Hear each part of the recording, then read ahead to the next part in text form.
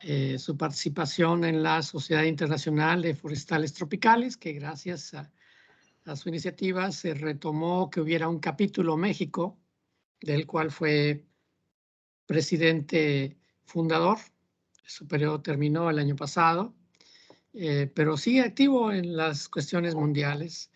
Sus intereses principalmente yo lo conozco hacia cuestiones cuantitativas, con una gran experiencia en sistemas geográficos, y además con una particular predilección y profundidad de conocimiento sobre los temas tropicales, de los cuales habla con gran pasión. No le voy a quitar más tiempo porque es mucho lo que nos tiene que narrar. Mi estimado Alfredo, por favor, toma la palabra y adelante, te escuchamos con gusto. Y nos da gusto tener este panorama, quizá un poquito desde la visión tuya, muy, yo diría, con un tinte centroamericano, gracias a tu educación. Ya sé que llevas muchos años trabajando, pues no solamente Veracruz, Puebla, también ahora estás en Colegio de Posgraduados, allá en el campus de Campeche, como parte de las cátedras CONACYT. Ojalá tengas algún minuto para hablarnos un poquito de esa experiencia, pero tu tema en sí es bastante amplio, así es que bienvenido, tienes la mesa puesta, toma la palabra y te escuchamos con atención. Gracias, espero que me escuchen bien y se vea mi presentación. Todo está claro, adelante, procede. Excelente, bueno, bienvenidos a todos. Hoy vamos a platicar acerca de la percepción social sobre la mitigación del cambio climático en comunidades forestales del estado de Campeche. Esto como parte del trabajo que realizamos en la cátedra CONACYT, adscritos al Colegio de Posgraduados Campus Campeche. Y lo primero, yo empezaría con una pregunta que en cierto modo es un reto, es una pregunta capciosa, es una pregunta para demostrar el interés. ¿Qué es para ustedes la percepción social de un fenómeno?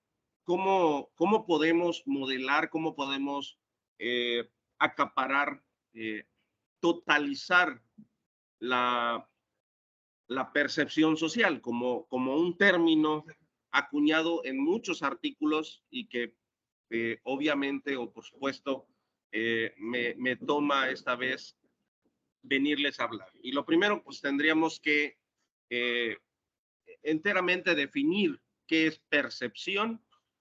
Y percepción es la capacidad que comprende de un la capacidad de comprender un fenómeno, o sea, es hacerse un concepto o una interpretación de lo que estamos observando con todos nuestros sentidos. Cuando visitamos, cuando hacemos percepción remota, cuando hacemos un diagnóstico, cuando hacemos un análisis de algo que está ocurriendo, estamos haciendo percepción, lo estamos recibiendo. Y social, pues bueno, engloba todo lo que son las personas, ejidatarios, comunidades, pueblos, organizaciones, sociedades, gente. Entonces, entraríamos en un concepto de la capacidad de comprender un fenómeno que está afectando o está beneficiando a un grupo de personas. Y lo primero que, como todos los que hablamos de bosques, pues tenemos que poner en contexto que más o menos el 70% de nuestro país están cubiertos por áreas forestales, de las que el 68% tienen una característica primaria y el otro porcentaje está en una condición de disturbio o en una condición de recuperación, y que para ese mismo escenario en Campeche, el 75% de las áreas forestales pues están ocupadas en el terreno, y que más o menos aproximadamente 3 millones de ese 75% están ocupados por selvas, ya sea selvas bajas, selvas medianas, selvas altas, manglares. También hay una gran porción de manglares en la zona de Nuevo Progreso, la zona de Ciudad del Carmen, toda la zona de los pantanos de Centla y la costa norte del estado. Entonces, así podemos encontrar la distribución, entonces podemos entender que Campeche también es un estado con una gran cobertura. Sin embargo, una gran porción de esa cobertura está afectada, pues mucho mayor a la media nacional. Solo existe el 52% de vegetación primaria. Y bueno, ¿y por qué viene esto a colación si yo lo que vengo a hablar es de la percepción social? Bueno, lo primero es que tenemos que entrar o enfatizar en algunas cosas que proveen los ecosistemas. Y bueno, es bien sabido por ustedes los bienes y servicios que recibimos de los ecosistemas.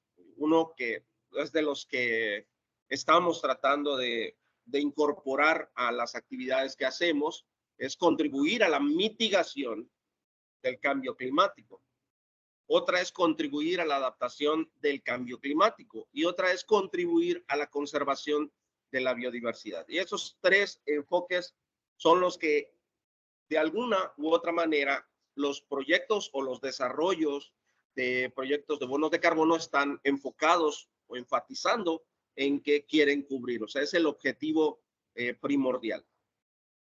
La capacidad de mitigación de selvas, bosques y otras áreas forestales se calcula aproximadamente entre 10 y 20% de las emisiones fósiles para el año 2050. O sea, sí los bosques van a ser una parte importante, pero no pueden cubrir todo el problema.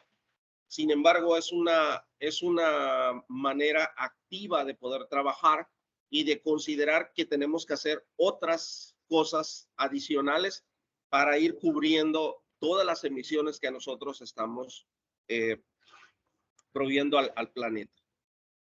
El Centro de Estudios para el Desarrollo Rural Sustentable calcula que la propiedad ejidal y comunal ocupa actualmente 105 millones de hectáreas. Eso equivale al 52% nacional.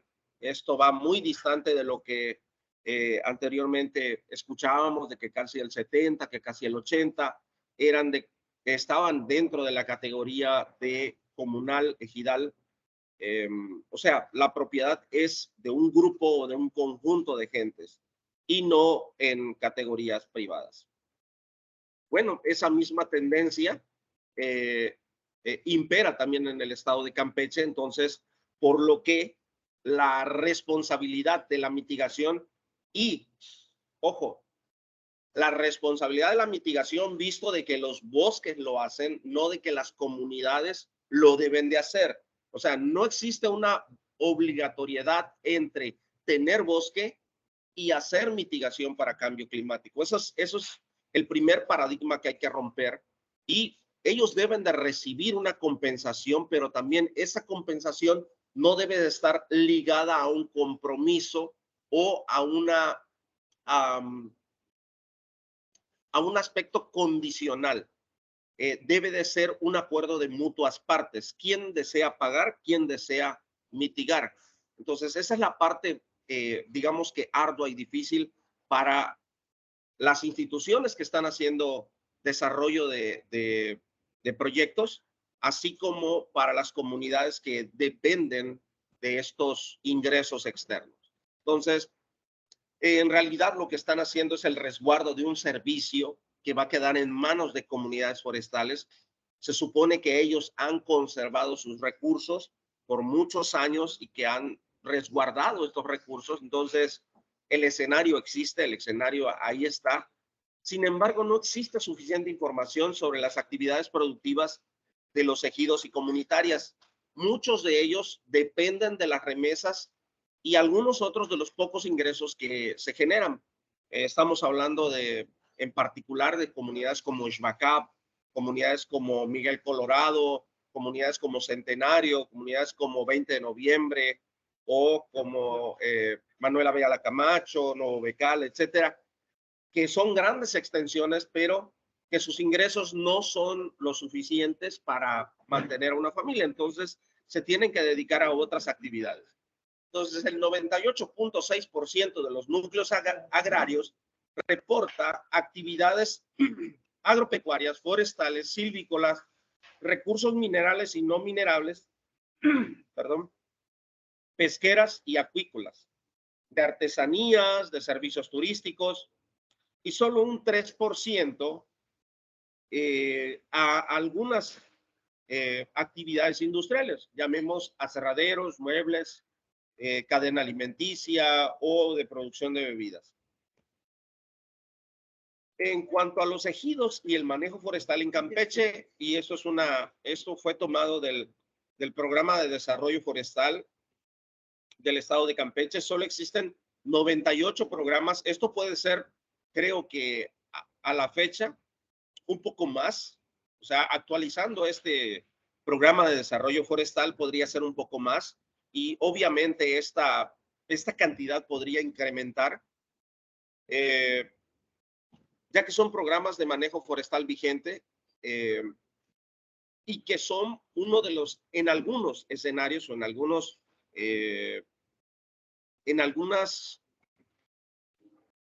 proyectos de desarrollo es una condicionante el tener programa de manejo forestal mejorado.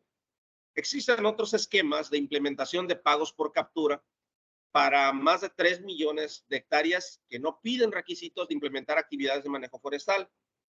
Por ejemplo, de degradación y deforestación evitada, que es otro de los escenarios con los que las comunidades pueden recibir remuneraciones económicas por un bien prestado. Parte de la ubicación del contexto donde realizamos el trabajo, pues uno fue en el ejido Tomás Aznar, muy cerca de Xpujil, en la zona de Ángeles, Felipe Ángeles, justo Sierra, ya más al sur del estado, y en Pioneros y, Alacranes y Lázaro Cárdenas número 2. Todos estos pertenecen al municipio de Calakmul, donde se realizaron diferentes actividades. Lo primero, antes de empezar cualquier trabajo, levantamos la encuesta, porque no queríamos tener el precedente de haberles dicho las respuestas. O sea, no queríamos estar sujetos a una información que nosotros mismos provimos. Entonces se realizaron encuestas estructuradas a 5 comunidades que ya les he platicado. Se utilizó un formulario que consta de 41 preguntas orientadas a percibir la opinión sobre su participación en un programa de compensación. Posteriormente se realizó un taller, se realizaron 5 talleres para determinar el nivel de conocimiento previo sobre algunos temas de cambio climático y sobre los proyectos de bonos de carbono. En esto ellos fueron participando de manera activa, donde emitían su opinión, y obviamente eso los iba capacitando en algunos términos como cambio climático, mitigación, adaptación, pagos por bonos de carbono, cómo se eleva la temperatura, cómo funcionan los gases de invernadero, son buenos, son malos, etcétera. Y también a través de algunos videos que pueden explicarles mucho mejor algunas actividades. En cuanto a los resultados, encontramos que asistieron a estos talleres un 70% de hombres, y esto cabe mencionar que estaban entre las edades de 35 y 70 años, y un 30% de mujeres, o sea, activamente están participando. Algo que ha favorecido la participación de la mujer, bueno, pues desgraciadamente, y se tiene que decir así, es que el titular ha fallecido y el sucesor inmediato es la esposa o un familiar. Entonces, esto ha permitido incorporar a las mujeres. Ojalá que el término de Guayim, la unidad que se asignaba dentro de dentro de los ejidos se volviera a reactivar. Es una de las cosas que se ha perdido. Muchos de los ejidos han usurpado ese derecho para que las mujeres participen. Perdón. El 90% de los beneficiarios manifestaron que pertenecen al programa de Sembrando Vida, y la mayoría de las personas coinciden la selva como algo importante y valioso. La importancia más frecuente es que reciben beneficios de alguna forma, o sea, de algún proyecto, de alguna actividad sustancial, o sea, sacar leña, sacar postes, sacar madera, etcétera. O sea, la forma en la que ellos valoran el bosque es que el bosque es utilitario, el bosque se puede utilizar, el bosque no es un estorbo, no es algo que está allí y que nos hace daño o no nos permiten trabajar, sino que en este caso la selva la consiguen como algo que vale, algo que tiene un patrimonio, algo que se puede utilizar, algo que se puede heredar como una inversión, si quieren verlo así. Después van a ver por qué es que yo menciono que como una inversión. Reconocen beneficios directos, inmediatos, que reciben de sus selvas, ya lo había dicho, leña, madera para sus casas, madera para muebles. Sin embargo, uno de los problemas ambientales que ellos son muy recurrentes en mencionar, y más para esa zona de Calakmul, es la falta de agua y la falta de empleo. O sea, imagínense vivir a casi 2 horas de la cabecera municipal y que no tienen agua, que son comunidades rurales, comunidades que a lo mejor mucho hay 200 personas y no tienen manera de obtener agua. Y obviamente la falta de empleo. La mayor parte de la gente se dedica a actividades agropecuarias, o sea, agricultura de subsistencia, y particularmente algunos de ellos que tienen familiares o que tienen inversiones de muchos años, tienen ganado. Algunos otros manifiestan que reciben dinero del exterior, pero la mayoría de ellos siempre van a resaltar el programa de Sembrando Vida. O sea, siempre es recurrente. Si no fuera por el programa de Sembrando Vida, no sé qué sería de nosotros. Si no fuera por el programa de Sembrando Vida, no tendríamos un ingreso. Entonces, ha sido como una pauta o como un respiro para la gente del campo el recibir un ingreso constante, seguro, y que eso le permite también generar bosque a futuro, bosque que puede vender, bosque que puede invertir, bosque que está generando condiciones interesantes. ¿Todo bien hasta aquí? ¿Se escucha bien? ¿No tenemos intervención?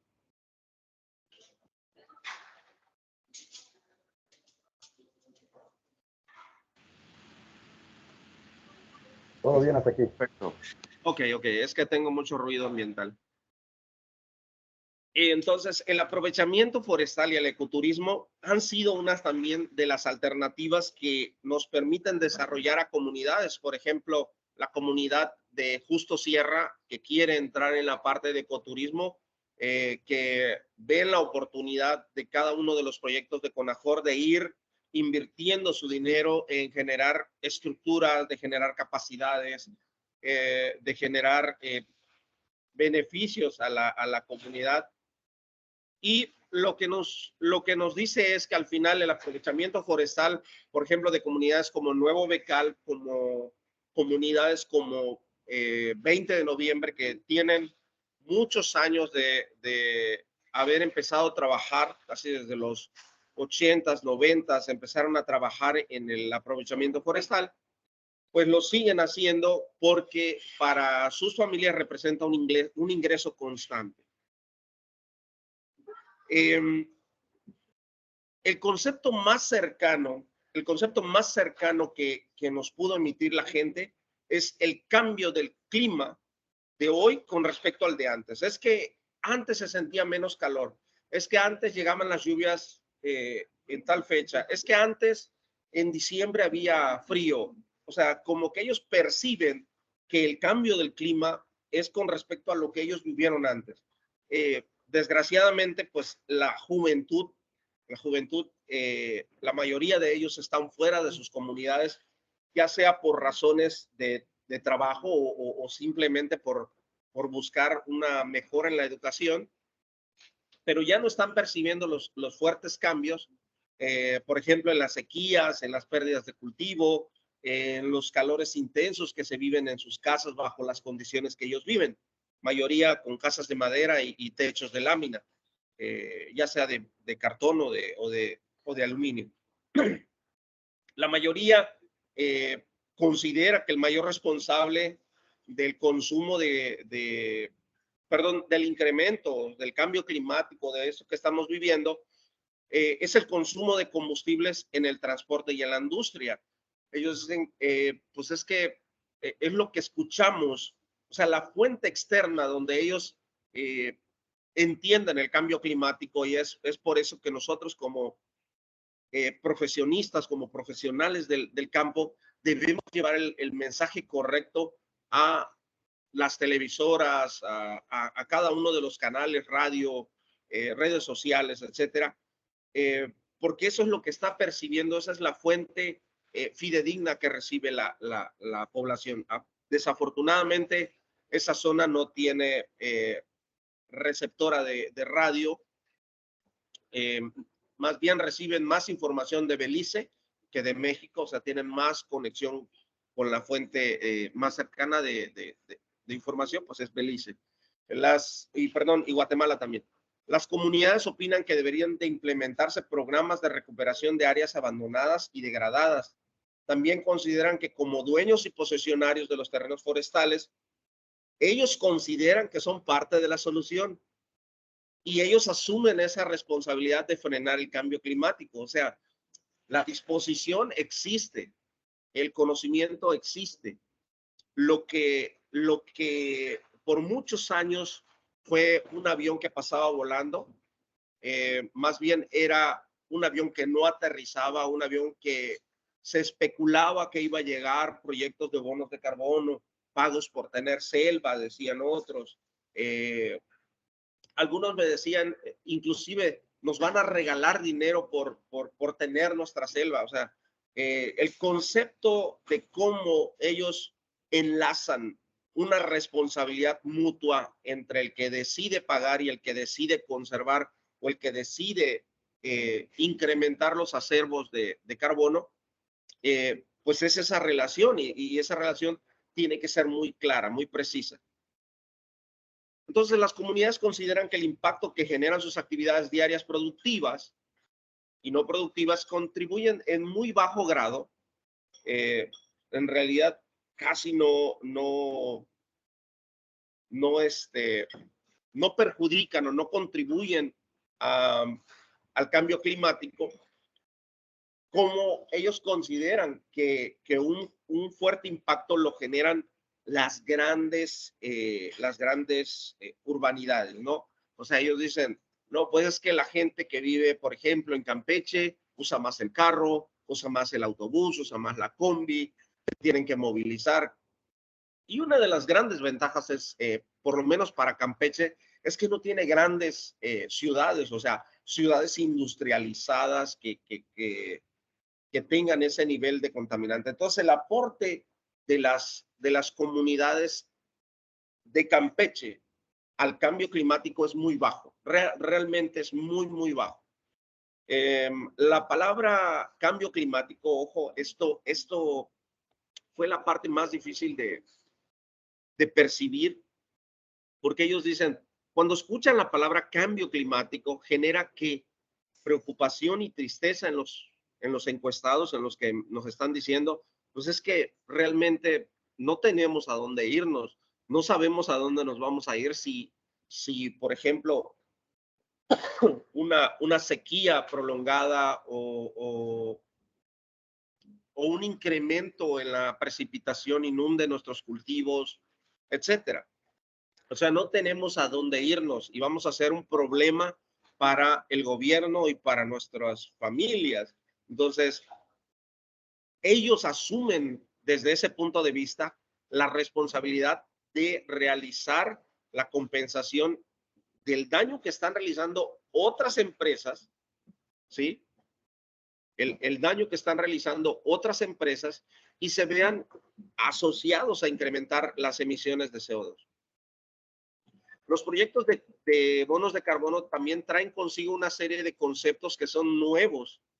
O sea, antes hablaban de volumen, de, no sé, vamos a pensar cuando eran los 90s, la gente escuchaba volumen, trifarmer, remisión, y eran conceptos realmente nuevos, silvicultura, ordenación, cuando hacían aprovechamiento forestal.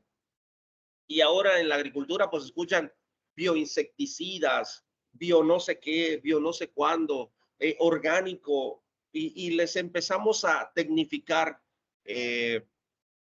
sus conceptos. O sea, empezamos a meter más conceptos técnicos que son nuevos, difíciles de entender y que por lo tanto la comunicación entre un técnico o un proyecto o un desarrollador de proyecto va a ser complicado. Por ejemplo, los CRT o créditos, adicionalidad, índice de cotización, verificación, estándar forestal, certificación.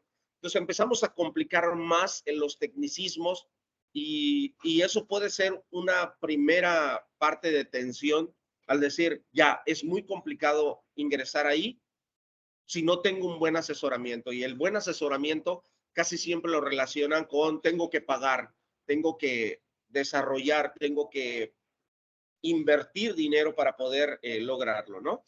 La mayoría de los ejidos del sur reciben apoyos de CONAFOR a través de programas de servicios ambientales, han sido capacitados en inventarios forestales, en manejo forestal, en producción de muebles, elaboración de artesanías, también en cambio climático, etcétera. O sea, han recibido mucha capacitación. Desgraciadamente, no se han generado las capacidades porque una de las ideologías es, si no tienes para ensayar el conocimiento, es conocimiento perdido. O sea, me refiero a que, por ejemplo, reciben una capacitación para ser brigadistas de incendios y no tienen nunca un combate de incendios cercano donde puedan practicar, donde puedan, o sea, y se llenan de teoría, de cuestiones o de temas completamente teóricos. Las comunidades analizan que existe un riesgo, perdón, que no existe un riesgo o amenaza por el grado de vulnerabilidad por efectos de cambio climático. Pues, consideran que será mínimo. Expresamente lo que les preocupa son las consecuencias económicas. O sea, ellos sí ven la posibilidad de tener un efecto adverso en lo particular. Por ejemplo, en el incremento de plagas, tienen que utilizar más químicos. La sequía, tienen que utilizar hidrogel, etcétera. O sea, se van adaptando, se van aclimatando o van dándole vuelta al problema y lo van solucionando, pero saben que tarde o temprano eso les va a pegar en la parte económica. Por ejemplo, una de las cosas que ellos ven como una terrible vulnerabilidad a sus condiciones económicas es el incremento en los precios del gas o de la gasolina o del diésel, porque se van a empezar a endurecer las disponibilidades de esos recursos. Entonces, ellos dicen, como va a haber menos, o sea, se va a empezar a gastar, van a empezar a incrementar y entonces eso nos va a pegar a nosotros. Obviamente aquí no aparece nada del Tren Maya, no porque no haya querido, sino simplemente porque no salió.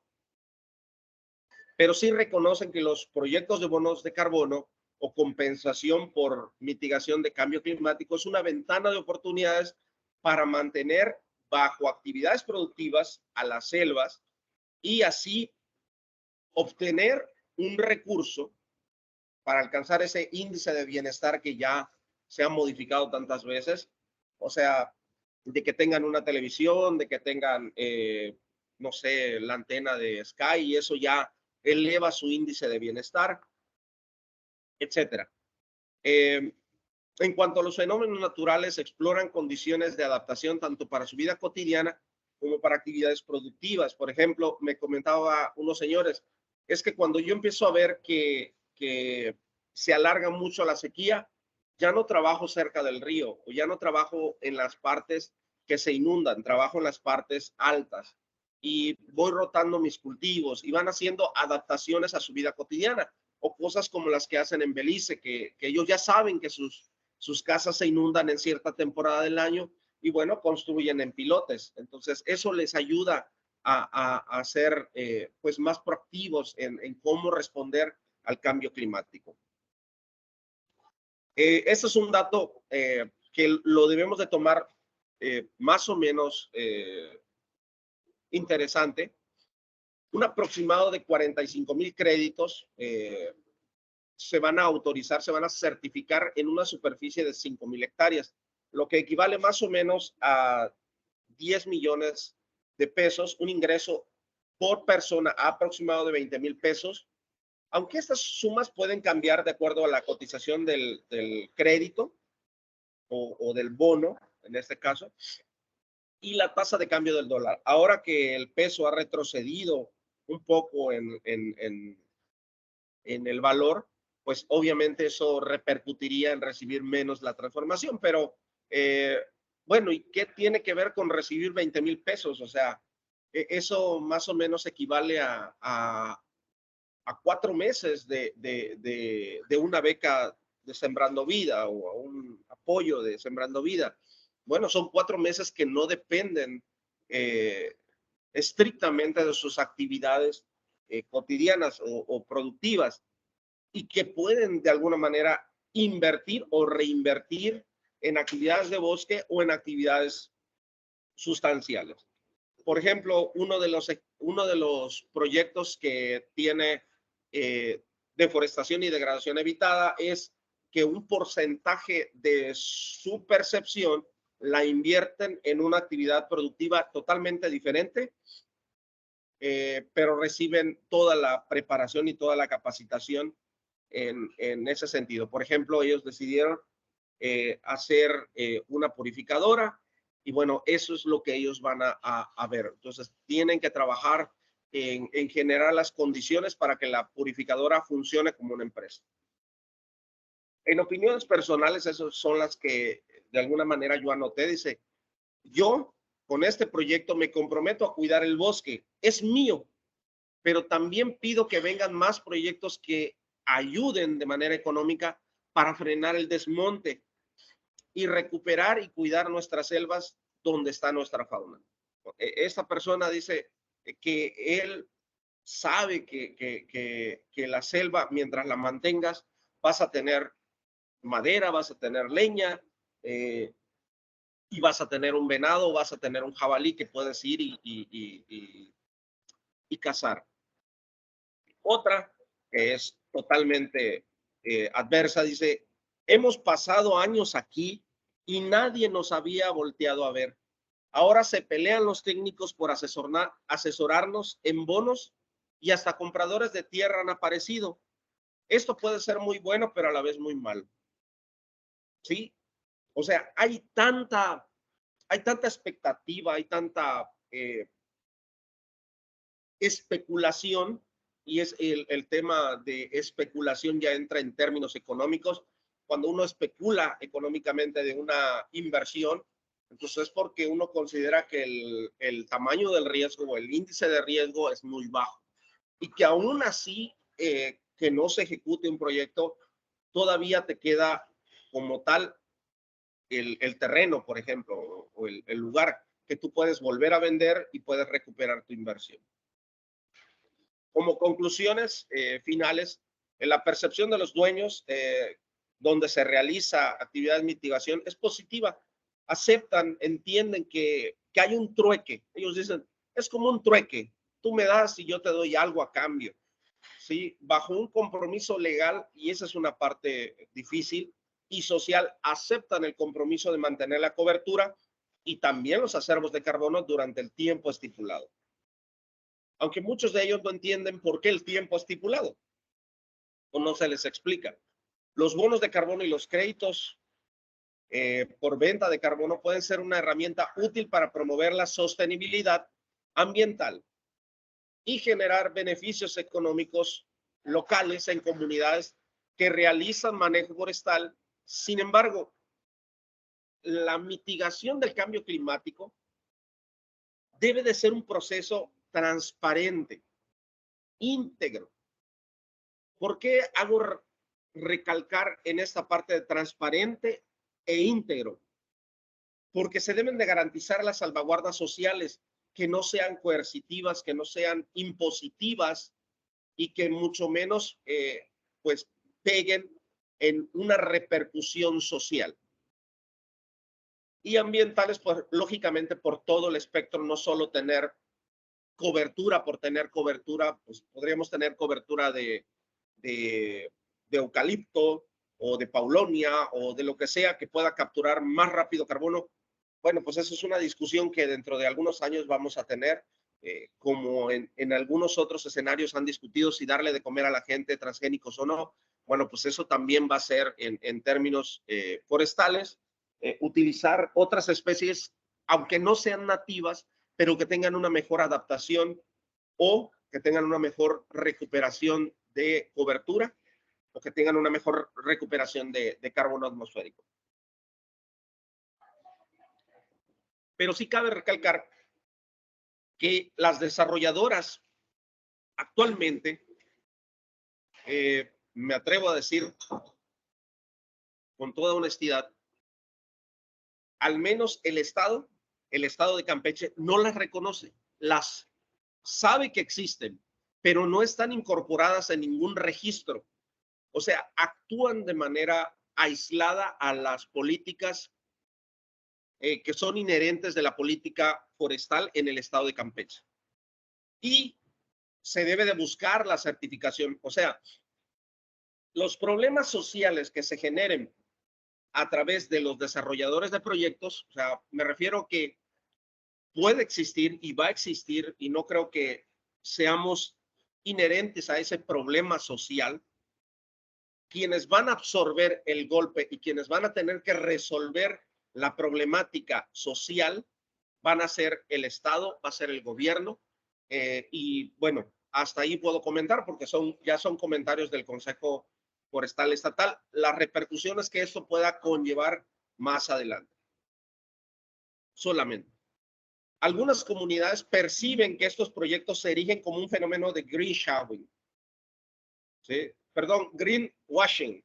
Showing es el lavar. Greenwashing, o sea, un lavado de imagen ambiental, o sea, una empresa que dice, yo quiero verme o yo quiero venderme como una empresa que está haciendo actividades de carácter ambiental, pero que detrás en realidad no lo es, sino que en realidad lo único que trata es de cumplir, pues, demandas, cumplir protocolos, cumplir disposiciones que cada uno de sus gobiernos en sus diferentes países sí tienen, que a diferencia de México u otros países, perdón, no tienen. Entonces esas exigencias se pueden ver transformadas y fíjense, la gente lo ve como que por ese fenómeno ya no se asegura la permanencia. O sea, en el momento en que esas disposiciones a nivel país desaparezcan, pues esa imagen también va a desaparecer, ¿no? Entonces,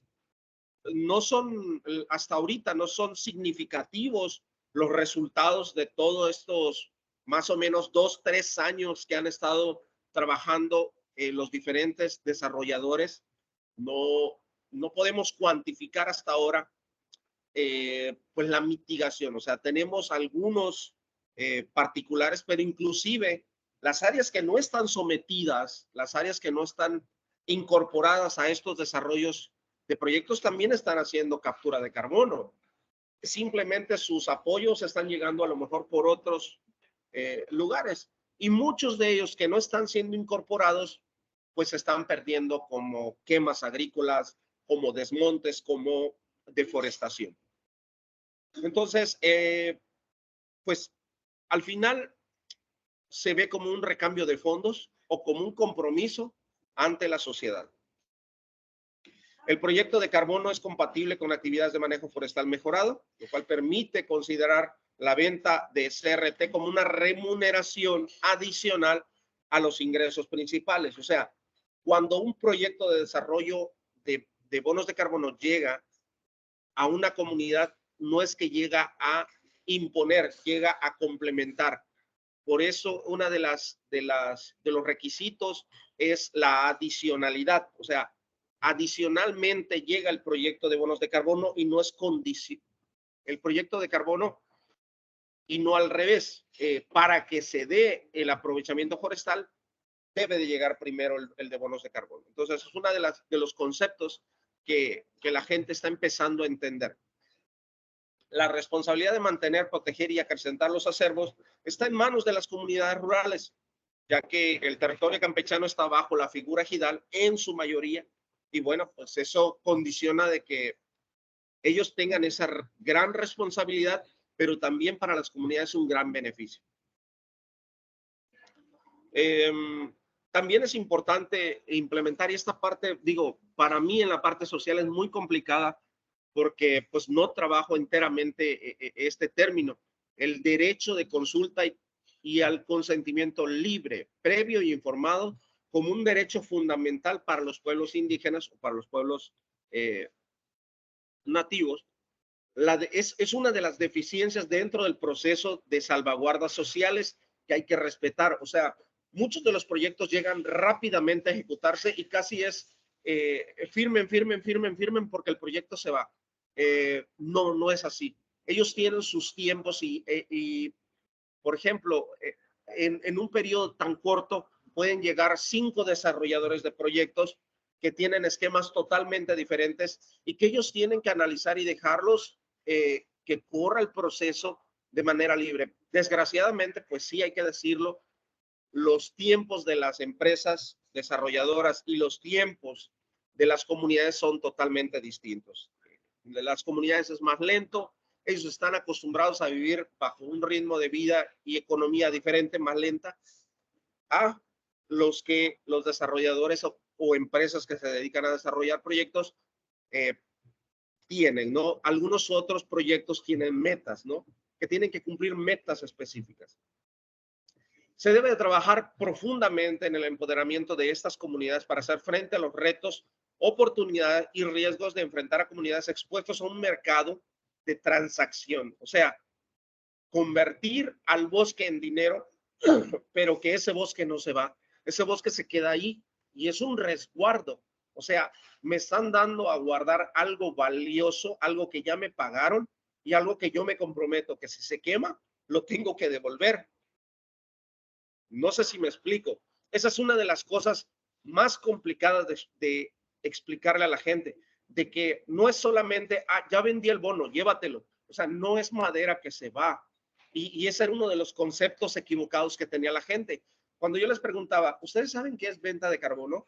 Es que van a venir y lo van a convertir en carbón, entendían como carbón vegetal, lo van a embolsar y se lo van a llevar. Entonces les digo, no, casi, pero no. En realidad se los van a dejar ahí paradito, vivo, pero ustedes tienen el compromiso de cuidarlo, de mantenerlo, de incrementarlo, etcétera. Entonces, una de las cosas es, pues, como me formé yo, como una capacitación o una educación escalonada de generaciones. Ahora ya en mi pueblo no soy el único maestro en ciencias. Desafortunadamente, y digo desafortunadamente, soy el único doctor forestal.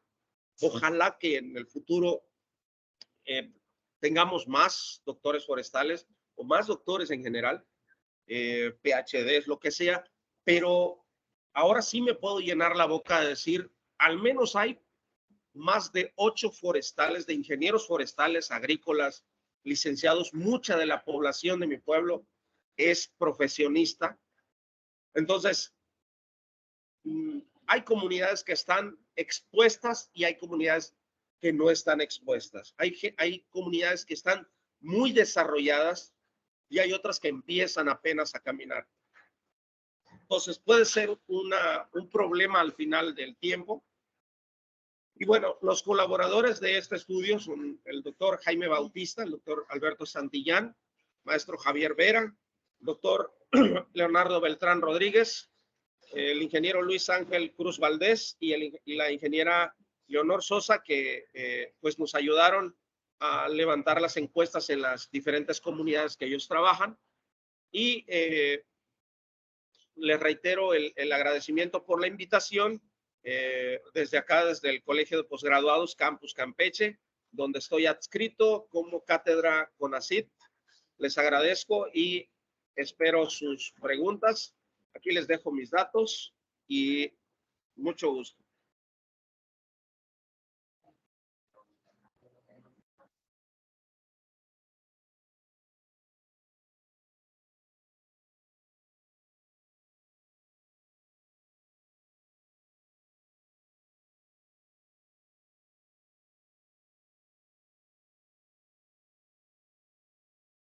Pues adelante, Martín, si quieres conducir la sesión de preguntas.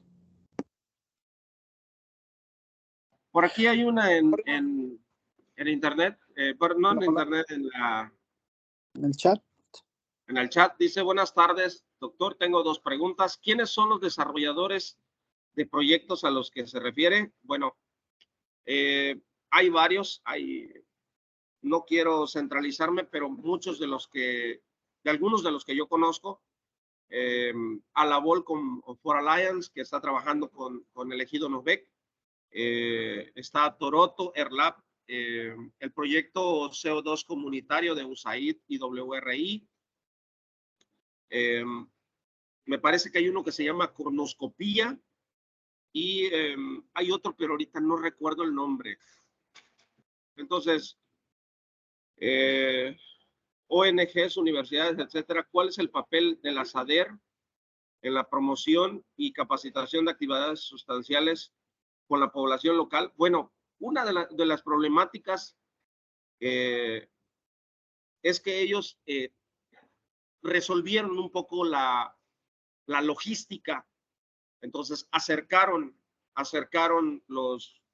las oficinas para la atención, y apenas la semana pasada tuvimos un pequeño taller para la capacitación de los técnicos en identificación de proyectos con orden de participación social. O sea, brindarles todas las herramientas de participación social a los técnicos. Ellos son muy buenos en su trabajo, ellos son buenos haciendo los trámites, son buenos asesorando en algunas actividades agropecuarias, pero siempre trabajan desde el cumplimiento de metas institucionales, y de repente les llevan un proyecto de pollos y fracasa. Y entonces dicen, pero llevamos años y años generando proyectos de pollos y no vemos una empresa comunitaria que venda pollos. No, porque para empezar ellos se comen los pollos porque tienen que comer.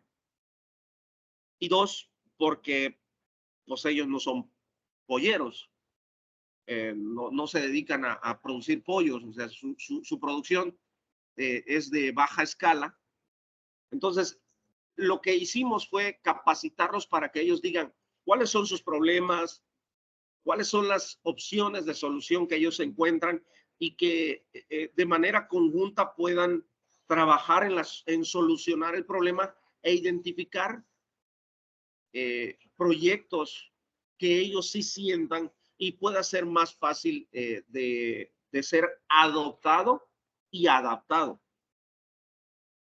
Arturo Pérez Vázquez dice: estimado doctor Tadeo, ¿qué factores está mediando la percepción social respecto al cambio climático? Yo creo que uno de los factores, por lo menos internos míos, si yo lo veo como un factor externo, es que yo llego a la comunidad y veo desde mi punto de vista cómo yo vivo, cómo ellos viven, cómo yo percibo las cosas como profesionista y cómo ellos las perciben. Ahora, si es desde los factores propios, o sea, endógenos de la comunidad, para mí sería una parte muy, muy importante el nivel académico. Porque muchos de ellos no saben leer. O sea, y no quiere decir que son analfabetas. O sea, inclusive para una persona como yo, que tiene un nivel académico con doctorado, a lo mejor leer un contrato y todavía leerlo en inglés sea peor.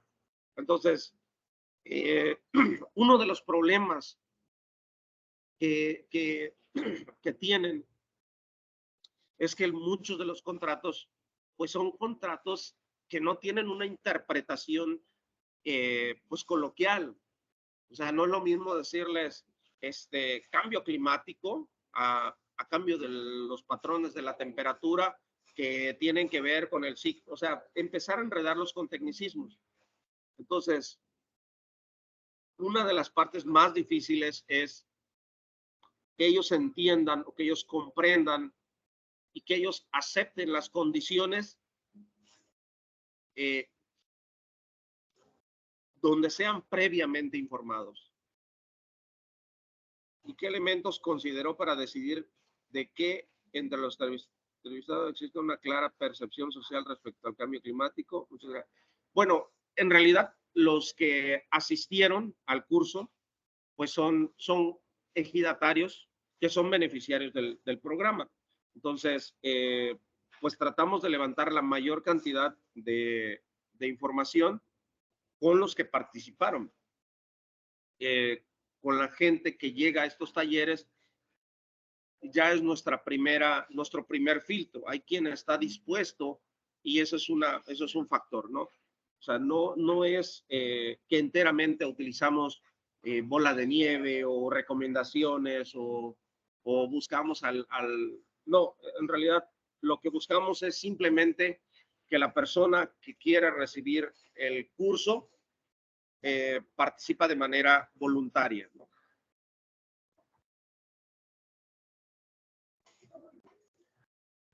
No sé si tienen más preguntas.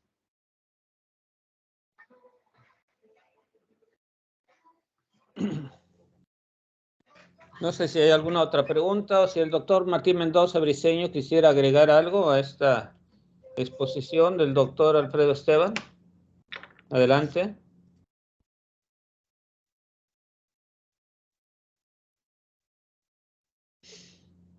Si alguien tiene alguna pregunta y quisiera levantar la mano igualmente, será bienvenida de viva voz.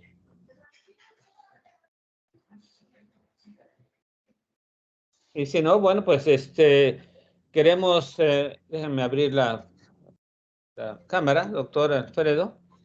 Y si no, quisiéramos agradecer sinceramente Una disculpa, es que no tengo, no sé por qué no se activó mi cámara y había reiniciado antes de empezar la reunión y sí, no se activó, entonces mejor ya decidí no moverle más.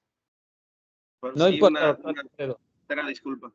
Sí, si no, veo que no hay más preguntas al respecto, pero si no hubiera más preguntas, agradecer a todos por su asistencia a este seminario académico, verano 2023, decíamos al inicio, en honor y a nombre del doctor Carlos Holguín Palacios, un profesor muy estimado aquí en el Colegio de Postgraduados, y agradecer obviamente a nuestro conferencista por este tema ya lo comentaba yo al inicio, ¿verdad? Un tema de suma importancia, muy vigente, pero que además también nos lleva a entender cómo es que la gente en el campo, cómo es que los productores entienden esta parte de los bonos de carbono, la parte del cambio climático y cuáles son las ventajas que le ven.